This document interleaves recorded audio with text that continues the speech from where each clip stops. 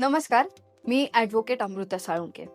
आज आपण review application बद्दल थोडीशी माहिती घेणार आहोत. जेव्हा आपण विकत घेतलेल्या फ्लॅटमध्ये आपल्याला प्रॉब्लेम येतात, तेव्हा आपण रेरा अथॉरिटीकडे कंप्लेंट फाईल करतो.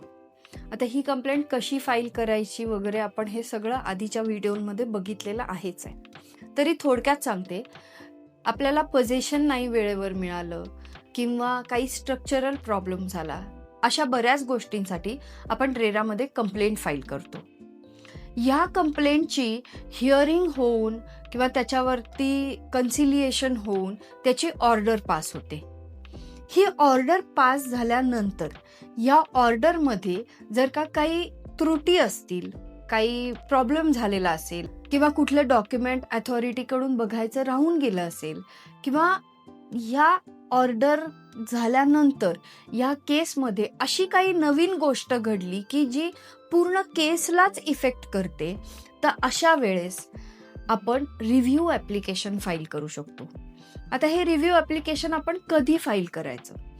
तुमची रेराची ऑर्डर पास झाली की त्या तारखेपासून 45 दिवसाच्या आत तुम्हाला रिव्ह्यू ॲप्लिकेशन फाईल करता येतं. मुख्य पर्पज या रिव्ह्यू ॲप्लिकेशनचा एवढाच असतो की डॉक्युमेंटमध्ये काही चुकलं असेल, म्हणजे तुमची पोझेशनची डेट अथॉरिटीनी नजर चुकीची घेतली असेल किंवा टायपोग्राफिकल काही मिस्टेक होऊन पोझेशन डेट चुकली असेल किंवा कॉम्पेन्सेशनची अमाऊंट चुकली असेल किंवा तुमच्या फ्लॅटची किंमत चुकली असेल, तुम्ही जे पैसे दिलेत बिल्डरला म्हणजे जी पेड अमाऊंट आहे ती चुकली असेल, तर अशा चुकांसाठी म्हणजे कॅल्क्युलेशन मधल्या चुकांसाठी तुम्ही रिव्ह्यू ॲप्लिकेशन फाईल करू शकता. जसं मी म्हणाले की रिव्ह्यू ॲप्लिकेशन हे अपील नसतं, तर रेरा अथॉरिटीच्या ऑर्डरला तुम्ही नक्कीच अपील करू शकता. रेरा अथॉरिटी बरोबरच रेराचं अपिलेट ट्रायब्युनल देखील आहे, जिथे तुम्ही रेराच्या ऑर्डरचं अपील फाईल करू शकता. हे अपील आपल्याला 60 दिवसाच्या आत फाईल करता येतं. 60 दिवस म्हणजे ज्या दिवशी तुमची ऑर्डर झाली आहे किंवा ती ऑर्डर तुम्हाला मिळाली आहे त्या दिवशीपासून पुढे 60 दिवसाच्या आत तुम्ही रेरा ट्रायब्युनलमध्ये अपील फाईल करू शकता. आता ह्या अपीलमध्ये कशा कशा स्टेज असतात ते बघूया. तुम्ही अपील फाईल केलं की या अपीलचं पूर्णपणे ऑनलाईन हिअरिंग चालतं. मात्र अपीलचे जे डॉक्युमेंट्स आहेत ते तुम्हाला हार्ड कॉपी मुंबईच्या ऑफिसला अपिलेट ट्रायब्युनलला सबमिट करावे लागतात. तिथे जाऊन ते तुम्हाला द्यावे लागतात. त्यानंतर हे डॉक्युमेंट फाईल केल्यानंतर, अपील फाईल केल्यानंतर त्याच्याच बरोबरीने तुम्हाला तुमचा जो काही क्लेम असेल त्याच्या मिनिमम 30% पैसे हे कोर्टात भरावे लागतात. हे असं अपील स्टँड होण्यासाठी तुम्हाला ही कोर्ट फी किंवा पेनल्टी जी काही झालेली आहे खालच्या ऑर्डरमध्ये, अथॉरिटीच्या ऑर्डरमध्ये, त्यापैकी 30% मिनिमम 30% पैसे हे तुम्हाला अपिलेट ट्रायब्युनलमध्ये भरावे लागतात, तरच तुमचं अपील स्टँड होतं. आता हे अपील कोण ऐकतं, तिथे कोण असतं? तर रेराचे चेअरमन आणि काही मेंबर्स असे हे अपील कंडक्ट करतात आणि हे अपील आपल्याकडून स्टँड होतं. आता या मेंबर्समध्ये काही ज्युडिशियल मेंबर्स देखील असतात.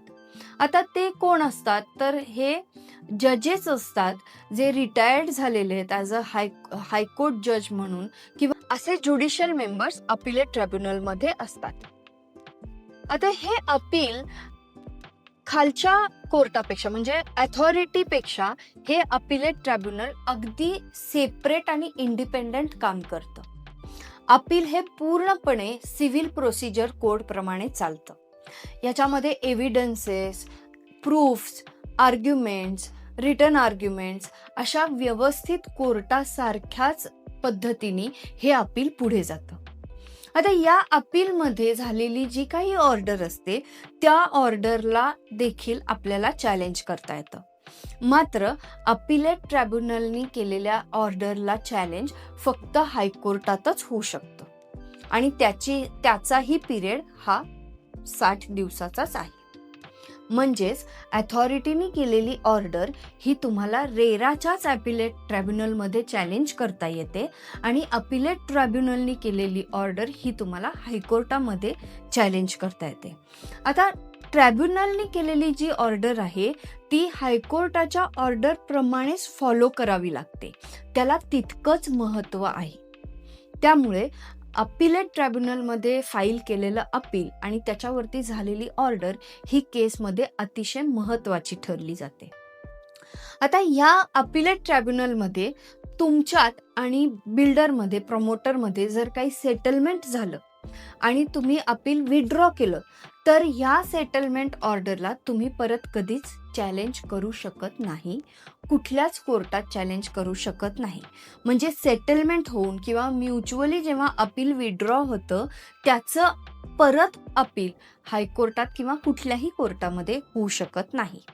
मग अशा वेळेस तुम्हाला रेरामध्ये परत अथॉरिटीकडे बेसिक कंप्लेंट फाईल करण्यापासनची प्रोसेस फॉलो करावी लागते.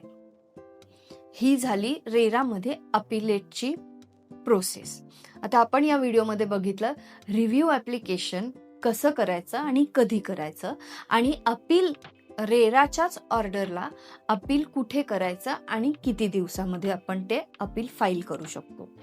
या दोन प्रोसेस ह्या आपण अथॉरिटीने दिलेल्या ऑर्डर नंतर करायच्या प्रोसेस आहेत.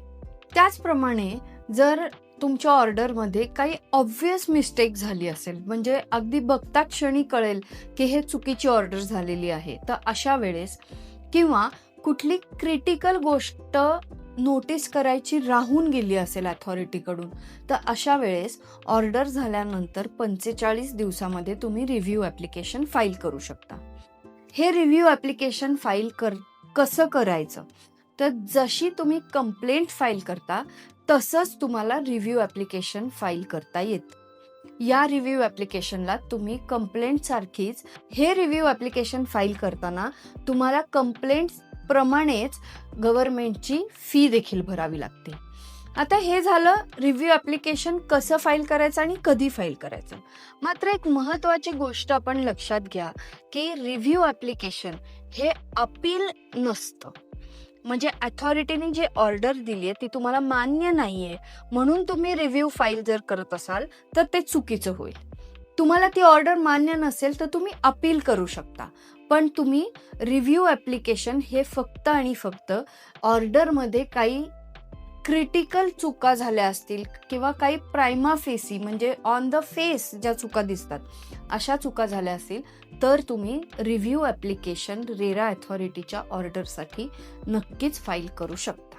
तुम्हाला आमचे व्हिडिओ आवडत असतील तर असेच पुढचे अनेक व्हिडिओ बघण्यासाठी आमच्या चॅनलला नक्की सबस्क्राईब करा आणि व्हिडिओला नक्की लाईक करा. थँक्यू.